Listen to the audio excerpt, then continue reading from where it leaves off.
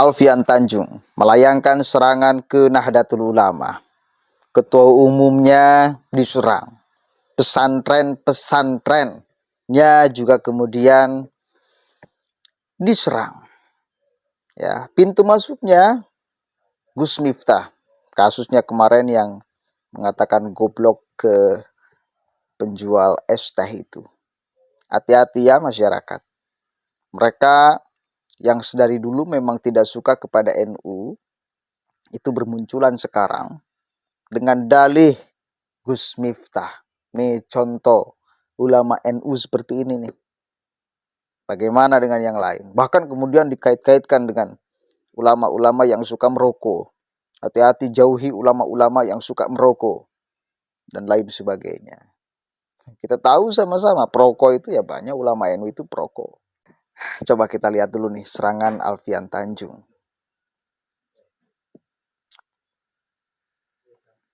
Saya sebagai orang tua ini sedikit ada kegalauan ya Mbak Ben, atau sedikit ketakutan lah ketika nanti akan memasukkan anak saya ke pesantren.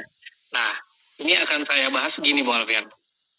Hari ini kita kan sering mendapatkan berita di pesantren begini, di pesantren begitu, ada pembunuhan, ada pembulian, karena banyak kasus tuh Bang Alfian. Nah itu yang pertama Bang Alfian.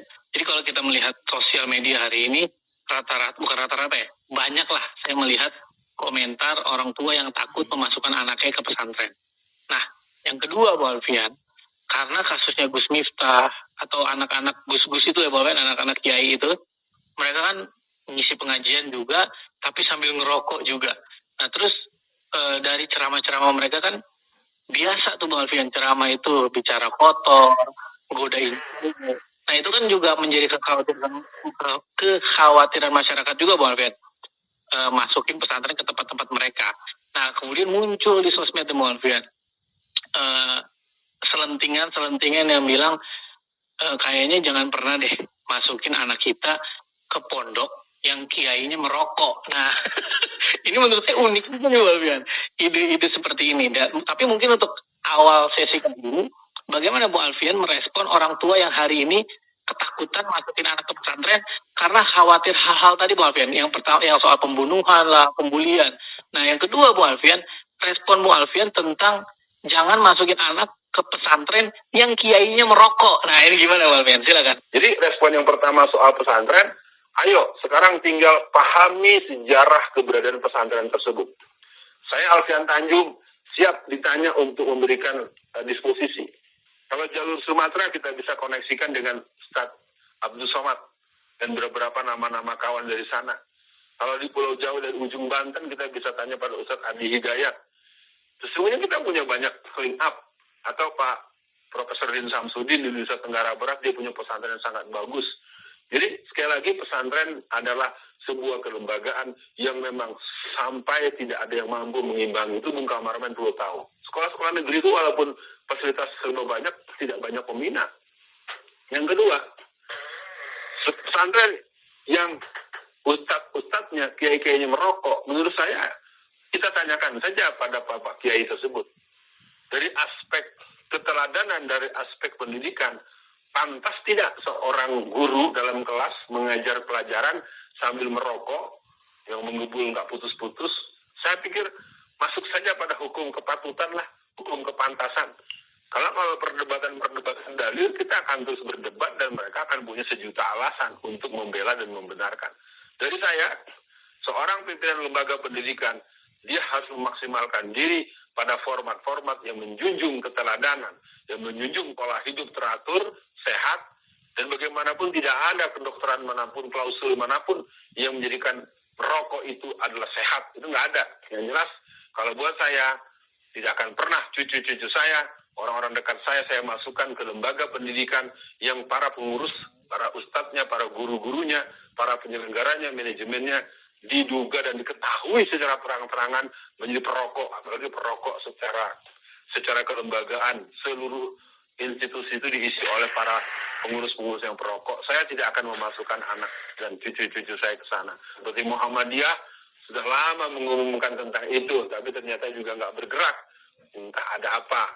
Nah, kalau lembaga yang lain kelihatannya bersikukuh, bahwa merokok itu adalah hak asasi manusia. Begitu Bung kameramen. Ya, mungkin dikoreksi sedikit, halal dan haram tetap persoalan Bung Alfian. Soalnya kan Muhammadiyah juga mengharamkan ya. Tapi kalau kita lihat pesantren Muhammadiyah, memang nggak ada sih pesantren Muhammadiyah yang pimpinannya atau tokoh pucuknya yang merokok tuh nggak ada Bung Alfian.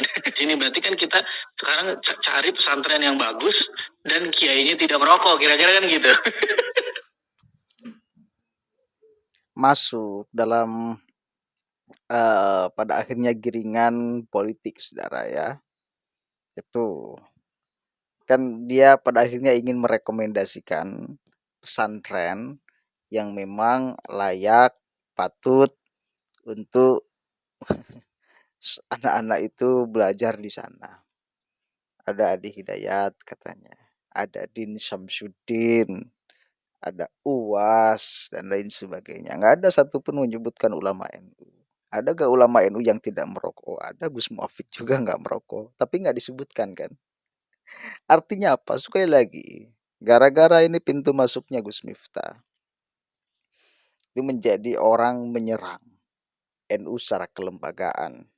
Ya, itu ditampilkan fotonya Ketua Umum PBNU, Gus Yahya, ngajar sembari merokok. Gus Mus, tadi dikatakan pesantren ada pembulian, pesantren ada katakan pencabulan dan lain sebagainya. Cek di pesantren-pesantren yang seperti apa. Kemarin misal yang viral banget tuh yang di Bandung, siapa namanya tuh? Yang korbannya banyak itu, anak-anak, bahkan yang sudah hamil, siapa namanya? Saya lupa lagi tuh. Itu pesantren bener atau pesantren-pesantrenan atau asrama-asramaan? Bukan pesantren seperti saya pernah pesantren misal di Aur Kuning ya, itu pesantren alat khusus ngaji persoalan alat. Ada fikihnya, ada usul fikihnya, ada tasawufnya, cuma lebih fokusnya kepada alat. Nahu sorof. Ya, kayak gitu tuh. Ya. Di Bandung itu salah satu sampel contoh. Itu bukan pesantren kayak gitu, tetapi tahfiz Quran. Asrama-asrama kayak gitu tuh. Entah saya juga aneh di zaman sekarang. Semakin banyak orang yang membuka lembaga pendidikan tahfiz-tahfiz seperti itu tuh. Kalau saya dari dulu kita punya orang tua saya mendidik untuk anak itu belajar jangan dulu langsung makan dari Al-Qur'annya, dikunyah. Sama halnya seperti minum langsung dari teko. Makanya orang tua dulu itu mesantrenkan anak tujuannya supaya mencerna agama itu dengan sangat sederhana dari kitab-kitab yang dikaji. Nggak langsung pakai Al-Quran. Al-Quran, tafsir Al-Quran nggak langsung ke sana. Makanya saya pribadi nih, karena mesantren saya alat, kalau ada orang yang ngaji Al-Quran, lalu tajwidnya kurang tepat, makhorijul hurufnya tidak tepat, meskipun saya tidak hafal 30 juz Al-Quran, maka saya akan tahu, oh ini salah nih ngajinya. Tajwidnya nggak bener nih, makhorijul hurufnya nggak bener nih. Saya tahu, karena saya belajar ilmu alat. Itu. Meskipun sekali lagi saya tidak paham, tidak hafal 30 juz Al-Quran. Tapi kalau ada orang yang baca Al-Quran salah, tahu saya. Begitu. Ya orang tua dulu kita itu mesantrenkan anak untuk supaya minum itu ditabur dulu ke gelas lalu diminum. Memahami agama itu pakai kitab kuning. Pakai Sapinah, Sulamu Taufik, Sulamu Najat. Ta'limul muta'alim. Pakai yang kayak gitu memahami agama.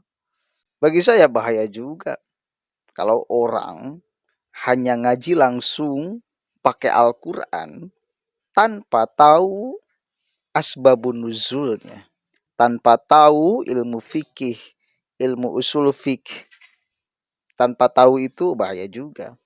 Bahaya. Nanti bisa manfassarul Qur'ana bi ra'yihi falyatabawwa maq'adahu minan nar. Bisa jadi tiba ke sana. Ya, mudah-mudahan ada manfaatnya. Hati-hati, waspada ya. Assalamualaikum warahmatullahi wabarakatuh.